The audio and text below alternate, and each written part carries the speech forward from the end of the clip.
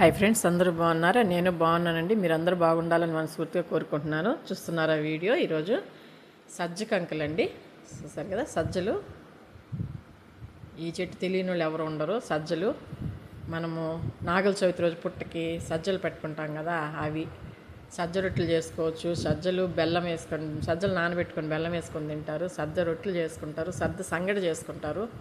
సజ్జలతో చాలా రకాలుగా చేసుకుంటారండి. నానబెట్టుకొని తింటే కూడా బాగుంటాయి. చూస్తున్నారు కదా కంకులు, చూడండి ఎంత బాగున్నాయో చూడండి. చూడండి, ఇది పడిమలిసిన చెట్టు, వేసింది కాదు. రోడ్డు పక్కన ఒక షాప్ దగ్గర అడగాల పడినట్టుంది, ఇత్తనాలు పడి మలిచిందండి. చూడండి ఎంత ఫ్రెష్గా ఉన్నాయో చూడండి. మనం ఇంటికాడ వేస్తే కూడా ఇంత బాగా రావు.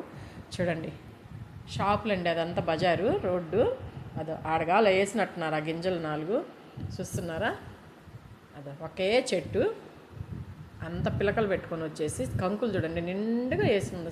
సజ్జ కంకులు చూడండి ఎంత బాగున్నాయో చూడండి, ఫ్రెష్గా ఉంది. కనీసం ఒక దగ్గరన్నా పాడై ఉంటాయి, మనం ఇంటికాడ వేసి ఒక పక్కన ఎట్లా లేదు. చూడండి ఎంత పచ్చగా ఉందో, ఎంత హెల్తీగా ఉందో చూడండి.